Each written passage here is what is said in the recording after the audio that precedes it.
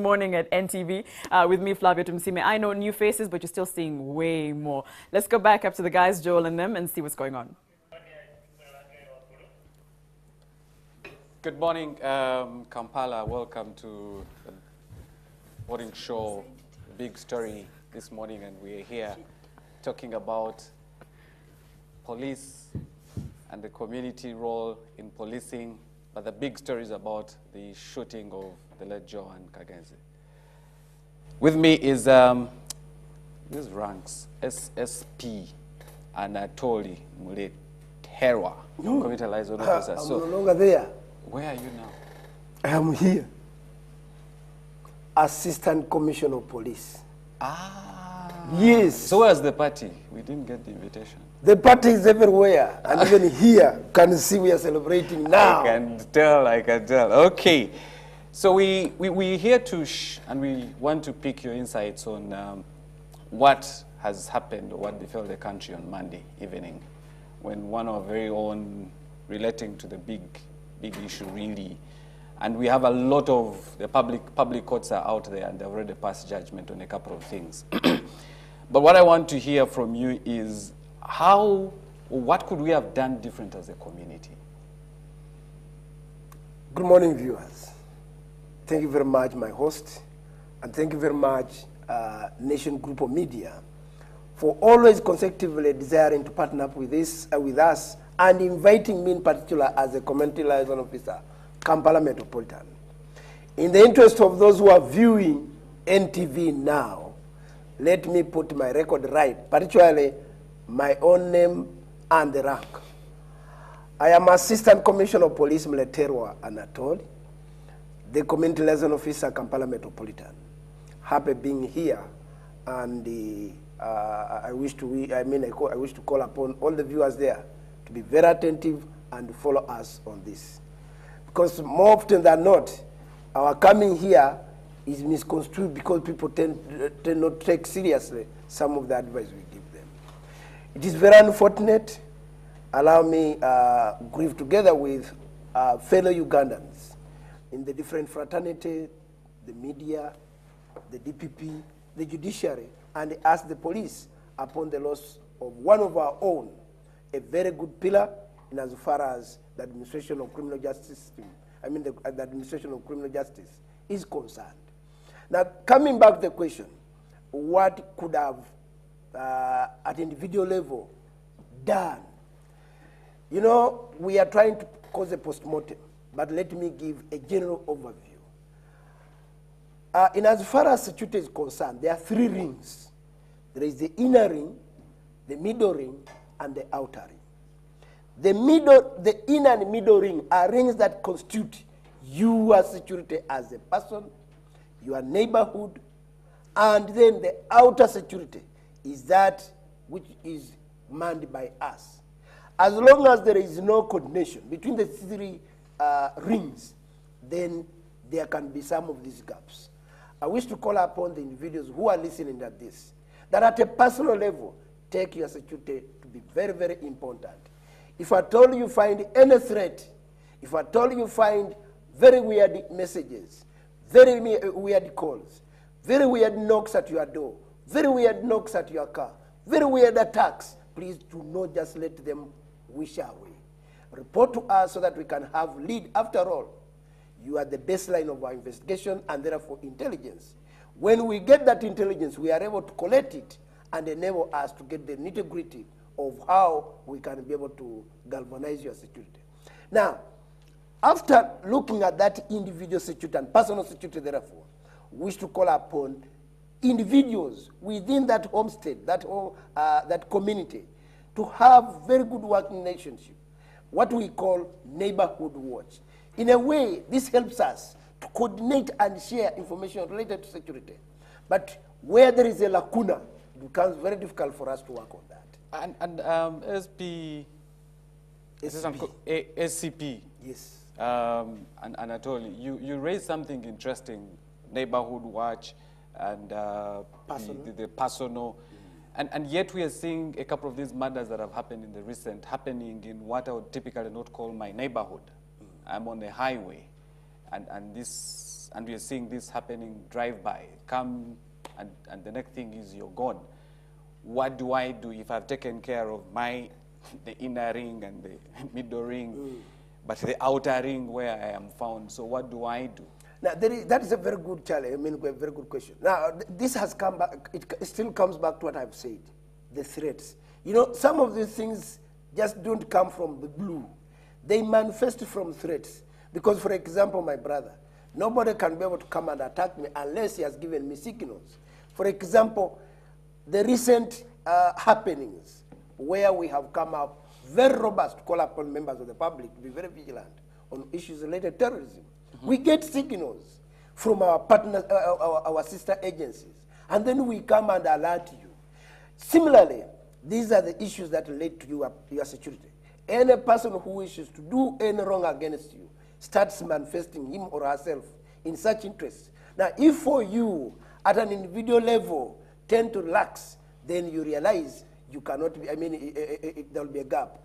Now, to come specifically to what you have said, now, there may be an issue where you can be taken as a victim of circumstances. Okay. And therefore, by coincidence, you are shot at and killed.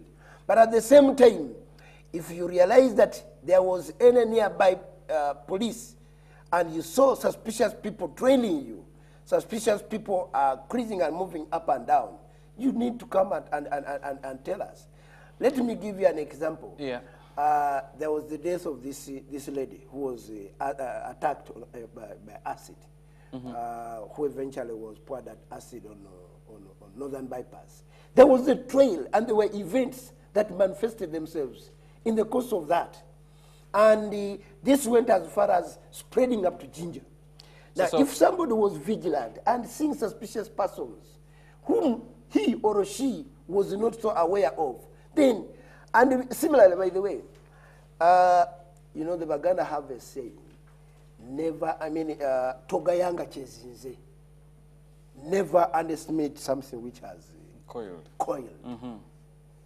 No, there are instances where even some of us take our own security on the basis of relationship for granted.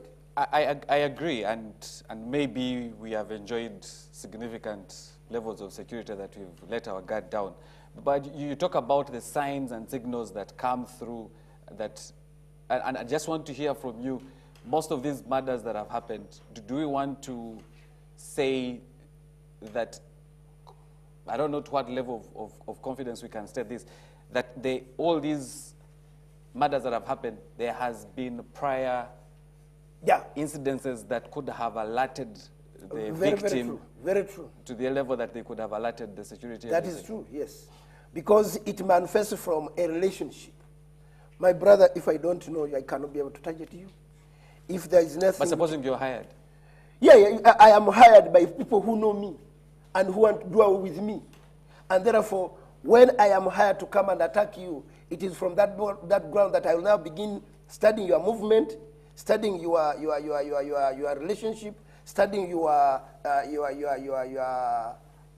polls, and then begin seeing how I can now put you at a target when you have been isolated. And let me ask, if I'm watching and I want to start paying attention to these signs and signals, what are those 1, 2, 3 that I need to pay attention to that will trigger me coming to police and say I'm noticing these things? Are there trends that are common across? Yes, that we can take note and say, if I see this, if I see a particular car following me, then I need to start paying attention to that. That is true. Yeah.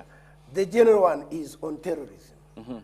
We have come time and again and alerted our citizens and our citizenry that there are individuals who are targeting to cause a mayhem in Uganda, and particularly the most vulnerable, that is the populace out there. And to a large extent, Bwana Anatoly, we can say that in that public terrorism, we seem to be responding well. I may be because I see on the news people with different facial outlooks being quickly picked up and taken for interrogation. And I'm now looking beyond the public terrorism as an individual. No, you see, a terrorist will target right from the a larger community to individuals of prominence. For example, in the case of my late sister, this was an act of terrorists and criminal gang groups that have tended to infiltrate within our communities, and therefore where we need to call upon our members of the community out there to be more committed and come out and report to us. Now, to what you have said, when we come out with the signals, for example, we alert members of the public, those who go to public places, and say, when you go there and find the security is very lax, inform us. When you go there and find an abandoned items, inform us. When you go there and find suspicious people and who are moving in a weird manner, inform us.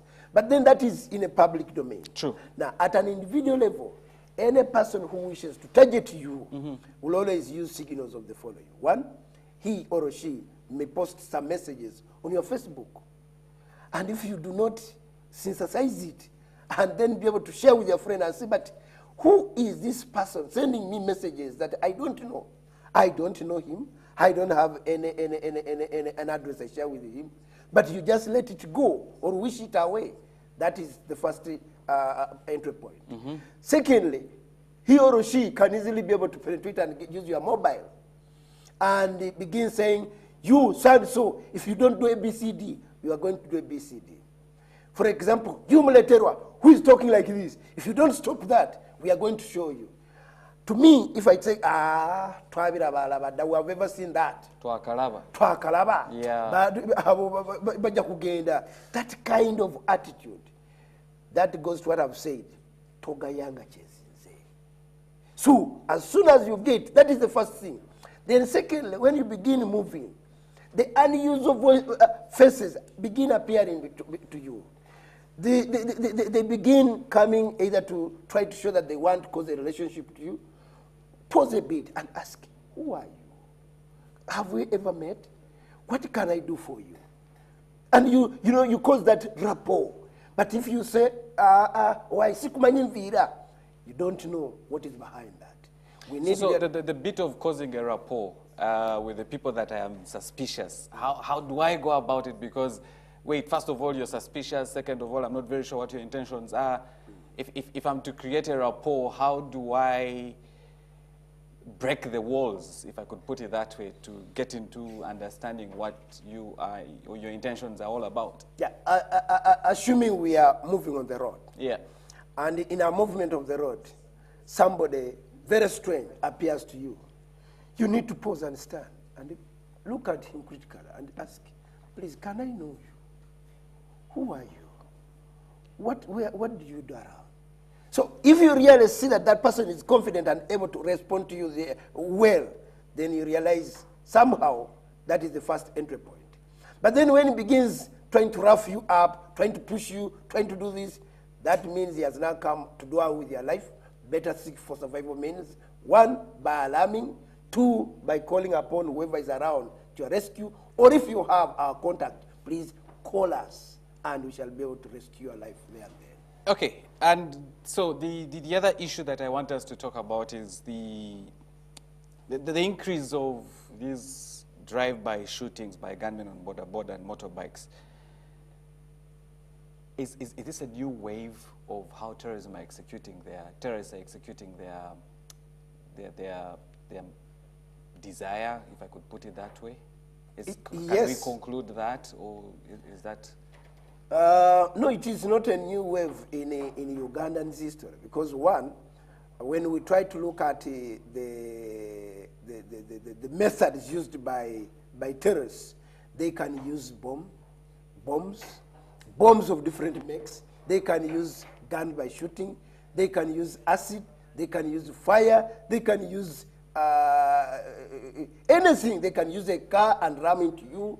So this is something that is now again coming at the center stage, having known that now we have caused a lot of vigilance in as far as detection of bombs are concerned, that people can be able to seek for quick intervention when they see some of these weird things. So they have resorted to the fastest means, and that is the use of borders. And this is where we need to call upon also our partners in the border industry, whom we are soon to meet and see how we can be able to identify those wrong elements and who are hired at promised amount of money to cause this mayhem, so that we can identify them and then put them to book. Because we must really appreciate that the border do a lot of good work, despite these few isolated instances. And it's good you're bringing that out, because the uproar that I saw on social media regarding borders, I mean, if there was a way on Monday evening, all borders should have gone off the street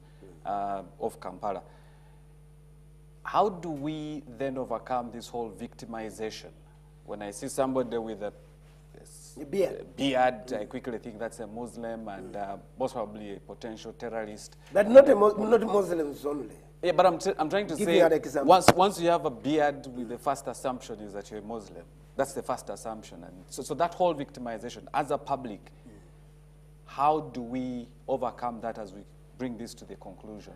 Now, I want to call upon the members of the public. Let's stop this issue of victimization and stigmatization. Okay. One, we must be able to understand that the individuals whom we tend to befriend a lot are the ones who are able to cause us mayhem.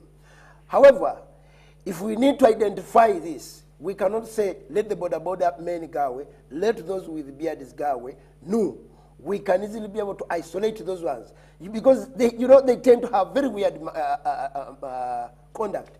You know, a person who wishes to do any danger against you will try to hide away his identity. True. He will try to use a bandana to cover his face. Mm-hmm. He will try to put on gloves to do whatever. You know, even the way he moves, he will even try to use so many jackets. And, you know, the way he begins moving around and touching around himself. And now that it is raining, yes, a lot of people are having jackets on. So if we are seeing one with more than one jacket... No, no, that's not a signal. Okay. That's not a signal. You see, one's code of conduct, when he's intending to cause an act of crime, he's uncomfortable. Okay. He's uncomfortable. He cannot even be able to look through straight away in your face. He will try as much as possible to cover his identity. Yeah, so as we bring this to a conclusion and end, really, the first thing that I really want to ask and we can think about is there has been a whole debate around regulation, and you've talked about it. How do we regulate the borders and the whole gun business and the whole thing? Mm. And as we continue debating, it's a big story. We are definitely going to make it happen and continue engaging. Follow us on Facebook and Twitter as the discussion continues. NTV, Morning at NTV continues shortly. So, ladies and gentlemen, thank you, Bwana Anatoli, for making it here. We want to thank you for your time. And let's keep talking, because I believe that way we are in a better situation to make the things happen. Thank you. It's a pleasure being here. Yes.